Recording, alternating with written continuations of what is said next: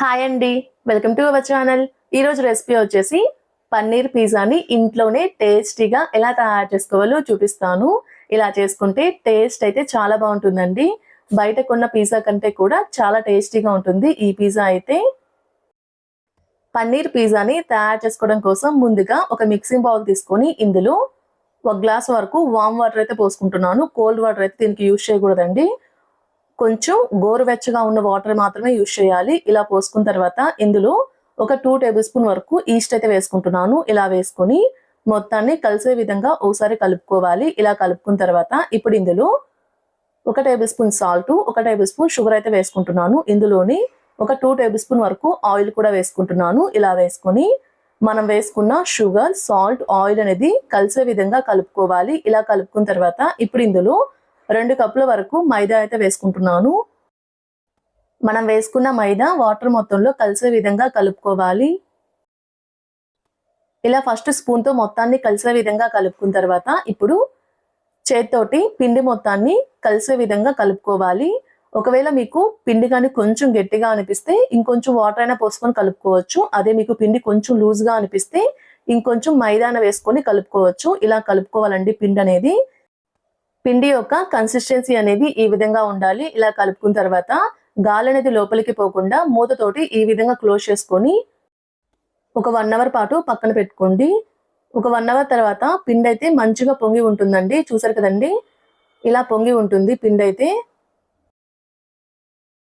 ఇలా రెడీ చేసుకునే పిండిని చేతితోటి ఒకసారి మొత్తాన్ని కలిసే విధంగా కలుపుకోవాలి. ఇలా కలుపుకొని ఈ పిండి మొత్తాన్ని తీసుకొని ఇలా చేతితోటి కొంచెం గట్టిగా రబ్ చేస్తూ పిండి మొత్తాన్ని ఒక 2-3 నిమిషాల పాటు కలుపుకోవాలి. ఇలా కలిపేటప్పుడు పిండి చేతికి అతుక్కుంటుంది అనుకుంటే కొంచెం పొడి పిండినైనా చల్లుకొని పిండి మొత్తాన్ని కలుపుకోవాలి. ఇలా కలుపుకున్న తర్వాత దీన్ని అయితే నేను 3 భాగాలుగా డివైడ్ చేసుకున్నాను. ఇలా చేసుకొని పిజ్జా కోసం పిండిని ఇలా బాల్లా రెడీ చేసుకోవాలి. ఇలా చేసుకొని కొంచెం పొడి పిండిని అప్లై చేసుకుంటూ పిజ్జా బేస్ అయితే రెడీ చేసుకోవాలి. ఇలా చపాతీ కర్రతోటి ఈ విధంగా రోల్ చేసుకుంటున్నాను. పిజ్జా బేస్ అనేది మరీ లావుగా ఉండకూడదు, అలాగని మరీ పల్చగా ఉండకూడదు, మీడియంగా ఉండాలండి. చూసారు కదండి, ఈ విధంగా ఉండాలి. ఇలా రెడీ చేసుకున్న దీన్ని అయితే ఒక ప్లేట్లో వేసుకుంటున్నాను. నా దగ్గర పిజ్జా ప్యాన్ లేదండి, అందుకని ఇలా అల్యూమినియం ప్లేట్లు అయితే చేసుకుంటున్నాను. ఇలా ఎడ్జెస్ని ఈ విధంగా అనటం వల్ల పిజ్జా షేప్ అయితే మంచిగా ఉంటుంది. ఇప్పుడు ఒక ఫోర్క్ తీసుకొని మధ్యలో ఈ విధంగా డాట్స్ అయితే పెట్టుకోవాలి. దీనిపైన అయితే నేను పిజ్జా సాస్ అయితే వేసుకుంటున్నాను. ఇలా పిజ్జా సాస్ అయితే వేసుకోవాలి. ఇలా వేసుకొని బాగా స్ప్రెడ్ చేసుకోవాలి పిజ్జా మొత్తానికి. ఇలా పిజ్జా మొత్తానికి సాస్ అనేది స్ప్రెడ్ చేసుకున్న తర్వాత ఇప్పుడు ఇందులో చీజ్ అయితే వేసుకుంటున్నాను. పిజ్జాకి కొంచెం ఎక్కువగానే చీజ్ అయితే పడుతుందండి. ఇలా వేసుకున్న తర్వాత ఇప్పుడు మనం పన్నీర్ పిజ్జా చేస్తున్నాం కాబట్టి పన్నీర్ క్యూబ్స్ అయితే చిన్న చిన్నవిగా కట్ చేసుకొని అవైతే పెట్టుకుంటున్నాను. ఇలా పన్నీర్ క్యూబ్స్ పెట్టుకున్న తర్వాత ఒక క్యాప్సికమ్, ఒక ఆనియన్ని చిన్న ముక్కలుగా కట్ చేసుకొని వాటిని అయితే పెట్టుకుంటున్నాను.